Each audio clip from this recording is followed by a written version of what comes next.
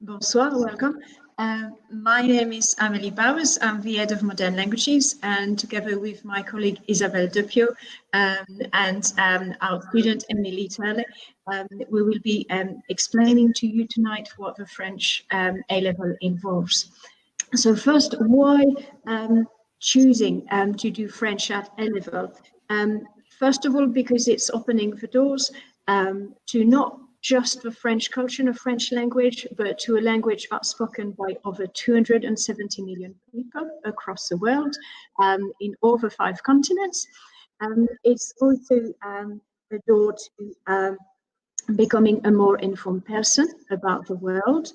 You will develop a broad perspective on a wide range of issues throughout your A-level. And that is because you will be discussing numerous issues during lessons. So if you're curious about the French culture, if you're interested in speaking, if you like to exchange points of view with other people, if you're curious to understand how a language works, then the French A-level will be the subject for you. The A-level is topic-based, very much like the GCSE, but the topics are definitely more in line with your interest, and they're not so babyish to some extent, because you'll be discussing things that are affecting not just you, not just your family, but are going to affect the whole French-speaking societies in the different countries where French is spoken. So, for example, at GCSE, you most definitely talked about your family and your siblings, for example, and relationships in your family. At A-level, we will talk about the different trends and patterns in families. For example, how homosexual marriage has been adopted in France, the attitudes towards family in African countries, for example, their values. So this is the kind of things we're going to be discussing at A-level. During the first year, you will be studying 6 different topics, okay? So as I said, family, but also cyber society. We will also be looking at the place of voluntary work and how young people contribute to that, to a larger number of topics that students tend to find really interesting, which are to do with artistic culture in French-speaking world. So, for example, we will look at heritage and how heritage is an important part of the French society and also French-speaking cultures as well. So, for example, why are French people obsessed by food is one of the things that we look at, and gastronomy. We look also at contemporary Francophone music. So, more recent musicians, why do they sing in English? Why do they sometimes sings in both French and English? And we also look at the cinema, which is perceived as an art form in France and is heavily supported by the state. We also look at other filmmakers in African countries and the obstacles they face. In year 2, the topics are more contentious. They lead themselves to even more debates. So, for example, last summer, we started a little bit on diverse society, and with Upper 6, like Ella, who is with us as well, we are looking at life for marginalized people. So how do we treat them? How can we help them?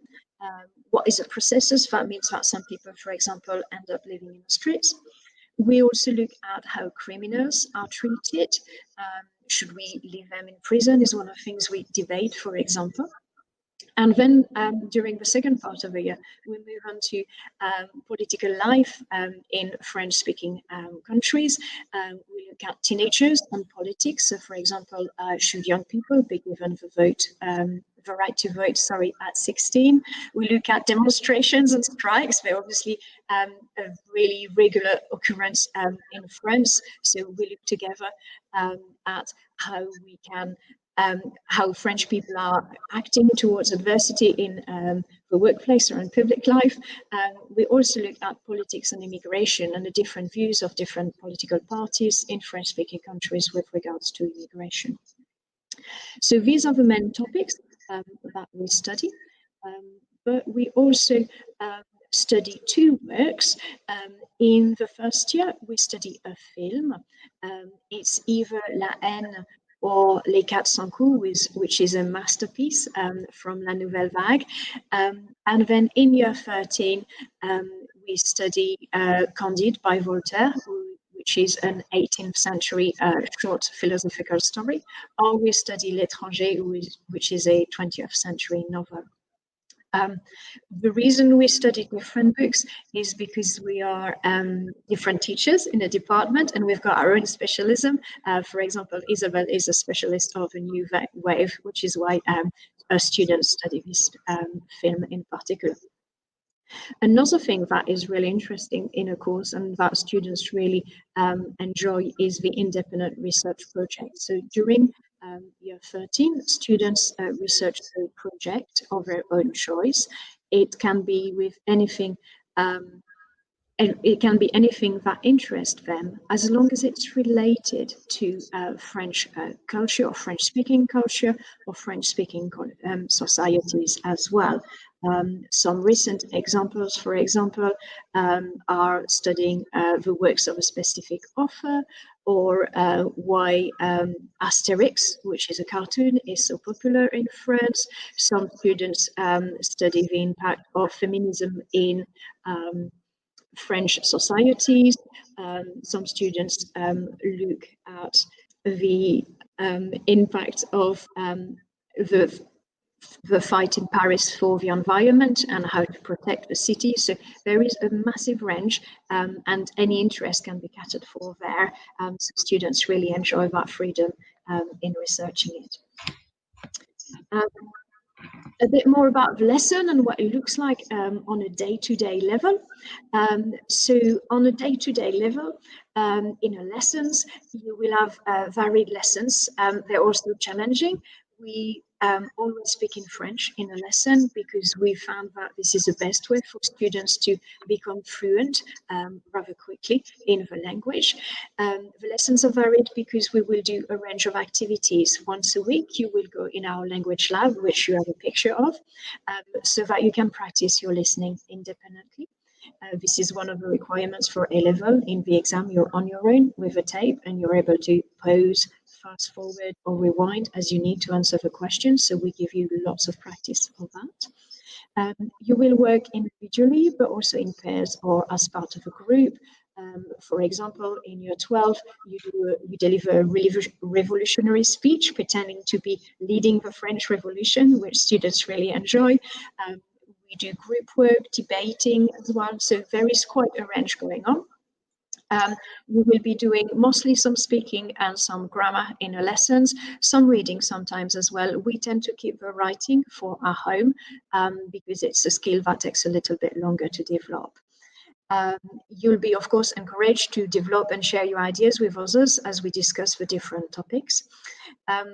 We tend to attach quite a lot of importance to your independent study skills, and we help you to develop them to a very high standard. So at the beginning of the course, we have what we call a transition period, where we will bridge the gap between GCSE and A-level by doing some activities that are challenging, but not too challenging, and progressively easing you into the skills that you need to develop to work independently and to work at A-level. Beyond the classroom, we also offer a very wide range of opportunities. We have a lot of online resources for self-study. Some of them are directed directly by us. We have something called SharePoint, which is a really large bank of resources and links to various subscriptions of magazines and audio resources. You will also have a 30 minutes weekly conversation class with a native speaker. And we offer a range of lunchtime support sessions as well. So if you're finding it a little bit difficult, there'll always be a teacher there for you. We also have regular lunchtime events. So for example, the French Society, which is student-led, organizes a number of film showings during the year. We have visiting speakers, we have careers talk as well. And many of our students enter a number of competitions. They can be writing competitions, debating competitions.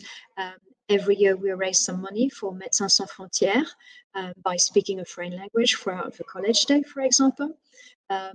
So to give you some examples, last year, 2 of our French students won the national debating competition. in London. The end of it was actually online. It's due to the lockdown. The students did extremely well and they won that competition. We've also had some national winners for translation and poetry in French as well. Finally, in year 13, we also offer some extension classes for students that want to go beyond what we study in class and also prepare themselves for the entry requirements for university admissions, for example. But that's not all about learning in a classroom or in college, but we've also got two opportunities during year 12 for students. We offer two exchanges. The first one is a traditional group exchange to Montpellier, where we host first in November. Usually the French students find it quite cold when they come around. And then we take the chance to go in March. Montpellier being in the south of France is definitely warmer and students tend to really enjoy that as well. And so this is a group exchange where you go as part of a group, you're matched up with a French partner and you converse with each other either on messages before the trip. And then we go as a group and then they come and visit us first and then we go over as a group as well.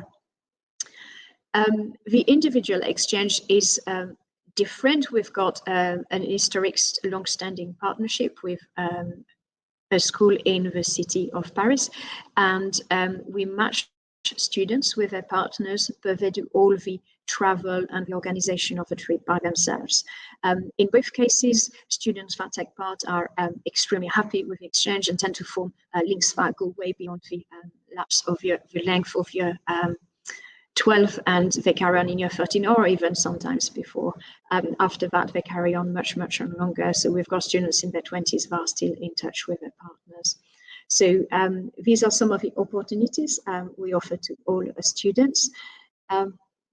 And by and large, students tend to really enjoy their course, as you can see here from our previous students' comments.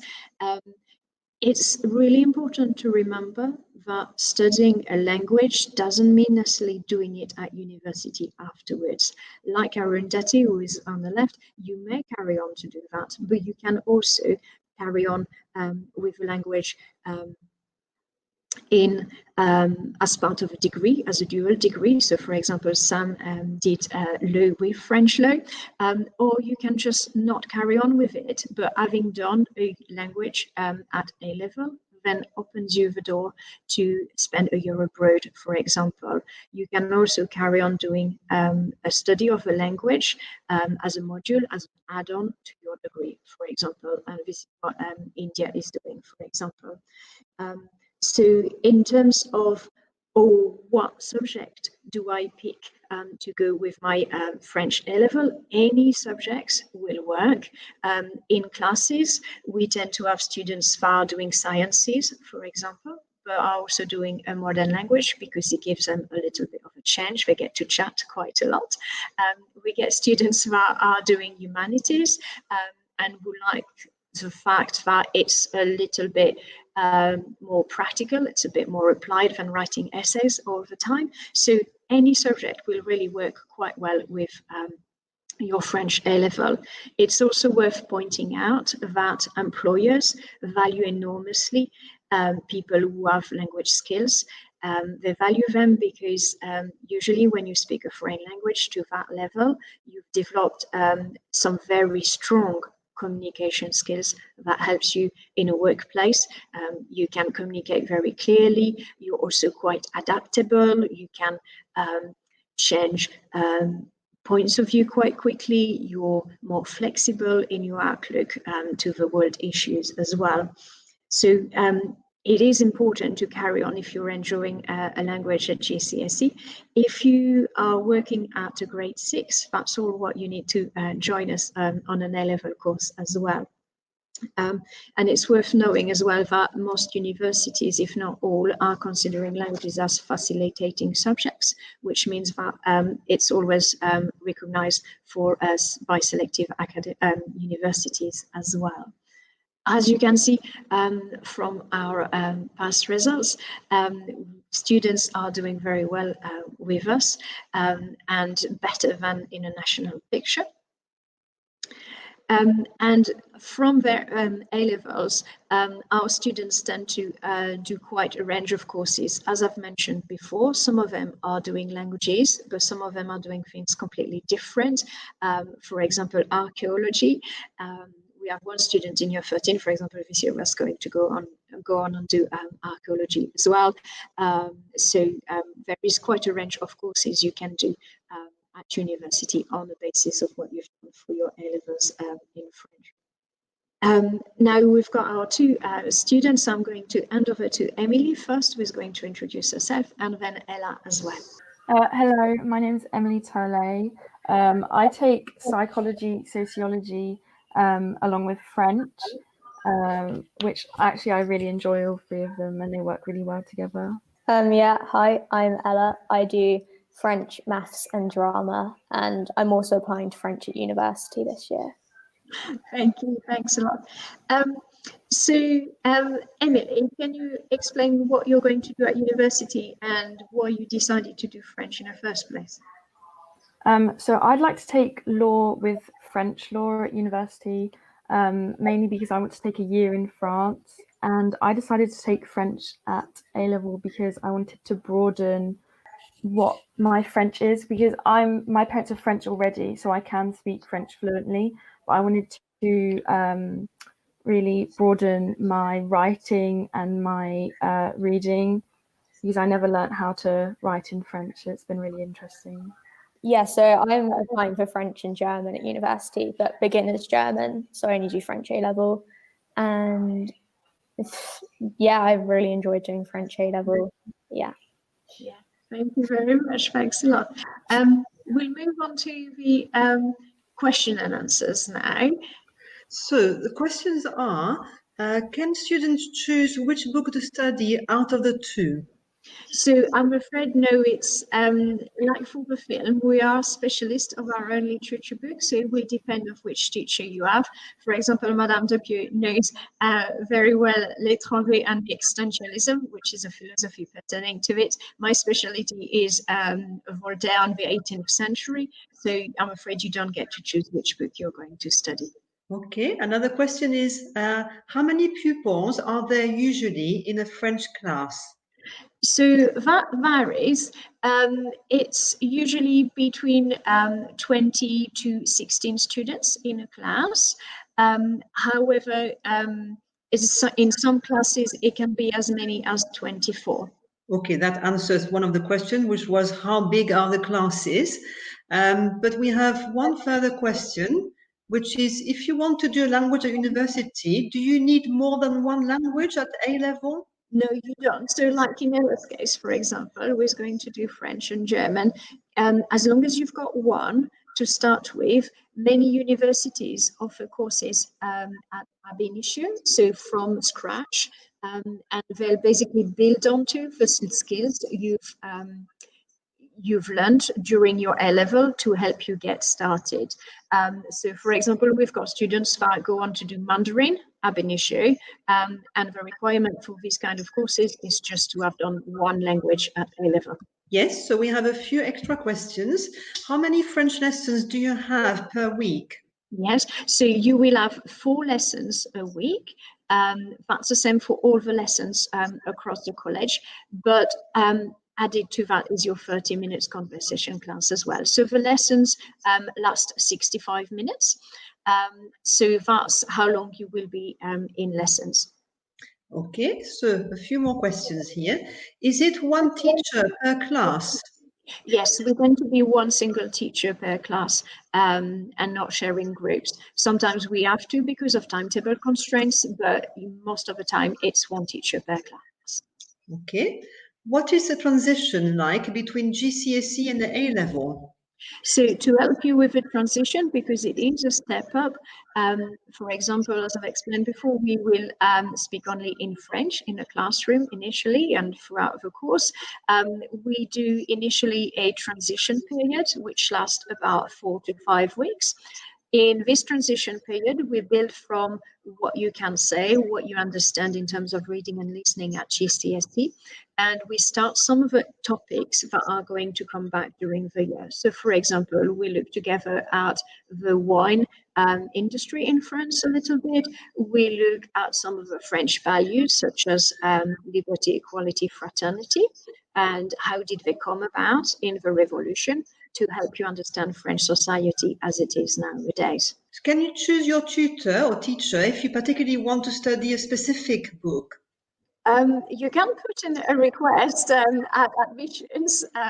So you would, in admissions, you would say, well, I would like to study this book in particular, and that would be taken in account, but we can't make promises from that point of view.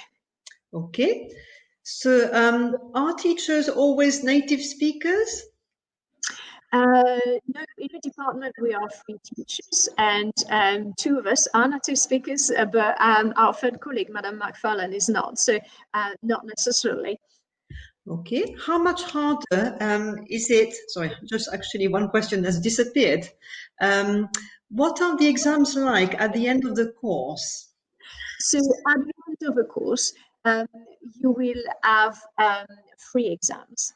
The first one is very familiar to you because it'll be similar to your GCSE one. So it's a listening, reading, and then translations. That exam is definitely longer than the GCSE because it's 2 hours and a half. For the listening, you have control of the tape, and so you can pause, fast forward, and so on. The kind of questions you have to answer are very similar to the techniques you've started to apply for your GCSE. So you'll have multi-choice questions, you'll have answer the question in French, and then you have a type of exercise that we will teach you and develop with you as a skill, which is summarizing. For the reading, it is the same. You will have some multi-choice questions. You will have some true, false, for example, fill in the gap, answer the questions in French, and then you will also have a summary to practice and to do during the exam. In terms of translation, we translate both ways. So we translate from French into English and from English into French. For the translation from English into French, you have a text to support you and help you there as well. The question that had previously disappeared has reappeared like by magic. So how much harder is it for non-native speakers? I don't think it's particularly harder. As Emily explained, when you're a native speaker, you have a specific set of skills, which is you tend to have a quick understanding and you are quite fluent in speaking. However, in terms of grammar, usually your knowledge of grammar, sorry, Emily, is not great. And also your writing is not particularly good either. So non-native speakers will find the speaking initially a little bit more difficult.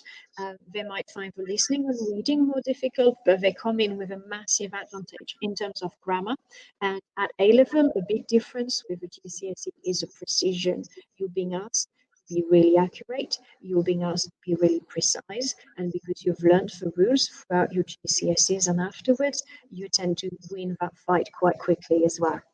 Are the classes streamed? No, all the classes are mixed ability, and what we do is we tend to sit you with lots of different people from the beginning, so you'll get to experience to work with lots of different people. What are the 2 different books? Yes, it's absolutely fine. So the 2 different books are L'étranger by Camus, if I go back in a presentation. L'étranger by Camus, and the other one is Candide by Voltaire. So this one, 18th century, and this one, L'étranger. And the 2 films are La Haine and Les 400 coups. Will there be online learning because of COVID? I'm afraid I don't have a crystal ball. I can't promise anything about that. We're thinking that in September we should have it behind us and we should have a pandemic behind us, but we will have to see what happens. To give you an example, during the lockdown, we taught all our lessons online, and students like Emily and Ella got used to it, and it went very well for them.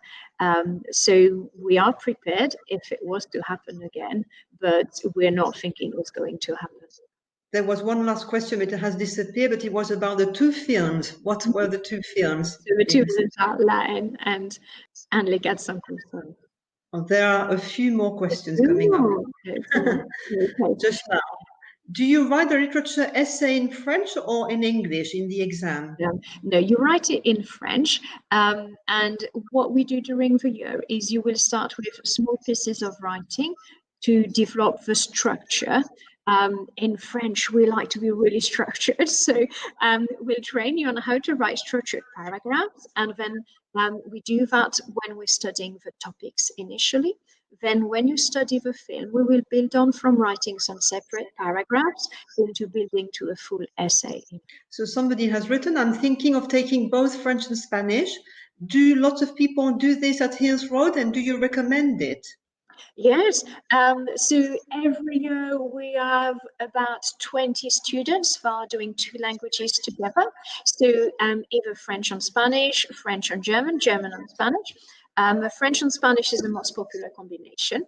I would recommend it because obviously the skills you're going to develop in terms of learning a foreign language are going to be applicable for both languages. What happens as well is the exam structure is exactly the same in all three languages, French, German, and Spanish. However, the topics are sufficiently different that you're not going to feel, oh, I've done this already. So it's not going to feel like that. It's going to be really varied, but you're obviously going to be doing a lot of speaking in lessons. So a question for Ella. Somebody's asking if you feel there was a big step up from GCSE to A-level. I mean, yeah, there was. But for me, you know, there was with GCSEs and A-levels are harder. So at the beginning in September in lower sixth, you're like, whoa, you know, everything's really hard. But I didn't feel that anymore for French than I did for my other two subjects. And it takes about 2 weeks and then you're used to it and you're just in the A-level. So it's fine. Like you're going to feel a bit overwhelmed at first, but it's completely like easy to manage and bearable. So another question for our two students. Did you find it difficult to balance French with your other subjects? I'll just keep on talking. So yeah, at first I really did because I was doing maths and further maths. So that was a lot. And I had to kind of work on like prioritizing French and stuff. So in the end, I had to drop one of them. But like in terms of the workload, the French workload is a lot, but manageable like all your other A-levels. So it is easy to just kind of divide your time and make sure you're working on French at the same amount as other subjects or more if you want to focus on it. Okay, what is the hardest thing about the A-level? I can't really think of anything in particular that's like specifically difficult about French. I would say maybe it's just, I think it's probably essay writing because in GCSE writing is just very like opinionated. You just talk about what you've done and stuff. So it takes a while to build up the skills to be able to like write an essay about something in French like you would in, you know, English at GCSE. So that is difficult, but you know, you get enough support and you can just kind of build up the skills until it's, yeah, it's fine, it's doable. Okay. Do you study any linguistics on the course? No, we don't study linguistics as such. Linguistic being the study of a structure of a language. So we study the grammar, which is a way into linguistics later on. So quite a lot of linguistics courses at university tend to require you to have studied a language at A-level. But no, we don't study as such. Because in its own right, it's a complex subject and we've got plenty to do with our own course. What sort of careers could you go into if you'd studied French A-level and at uni? So you can do lots of different careers. It doesn't have to be teaching, which is usually a big stereotype. You can do things like working for a company. It can be in advertising. It can be in marketing. It can be in sales. We have people that have carried on their language alongside the science and that have gone on to do engineering, for example, or working for pharmaceutical companies that tend to be big international companies, and the fact they can speak another language means they can be working in different offices and are not solely based in the UK. So I would say there isn't a very specific destination for people who have studied a language at A-level and then at university. How much does one need to write approximately in the literature essay since one has to write in French? The magic formula. Emily, do you want to say how many paragraphs you need to write in an essay? 6. 6. Okay, so it's not massive, as we've said before. It is not like GCSE or even A-level English writing. We are looking at something that's rather short. Okay, it tends to be 6 paragraphs, an introduction, a conclusion, and that's about it. Did either of the students study 2 languages at GCSE, and how did they decide between the 2? I did French and Spanish at GCSE. It's a bit boring that I just preferred French. So I did have a bit of a crisis at the beginning of lower 6 and I almost changed A-level to Spanish, not from French, but I almost did both. But truthfully, I just preferred French and I was more interested in the culture. And I figured I was more likely to live there later on because I kind of preferred the area. So yeah. Is the literature side of the course similar to English literature? Yes, in terms of the structure. So when we study the book, we will look at its context, we will look at the style of the author, we will look at the story, we will look at the messages by the author. Beyond that, it's probably quite different because we don't go as much in depth than some of the English literature text as well. Any tips for preparing for the course? I wouldn't say there's no particular tips, but you do have to enjoy French and just keep doing your work as soon as you get it rather than putting it off. Otherwise, it just piles up and you get overwhelmed.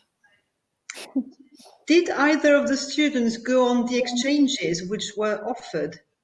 I think we both went on half of the Montpellier one, but because of COVID, I think the day before we were meant to go to France, we couldn't. But yeah, we still got the exchanges to come here, which was a really great experience. Would recommend. Yeah. How long is each lesson? So each lesson is 65 minutes. For the students, question for the student, around how many hours a week do you spend on independent work and homework per week? At the beginning of the year, we got told we're supposed to spend about 4 or 5, but it really depends on how long it takes you personally to complete the work, but usually about 4 or 5. Yeah, I mean, I think it's a kind of Hills Road 5 hours homework per A-level standard. So yeah, and then in French, an hour and a half of that is independent work where you can kind of choose what you do, which is quite cool. Well, I think that's the end of the questions at the moment, yeah? Thank you very much. Thanks a lot. If you've got some more questions, you can also email them to the department. And our email addresses are abowers@isroad.ac.uk or iw@isroad.ac.uk. Thank you very much for watching and good luck with your GCSEs. Thank you. Thank you.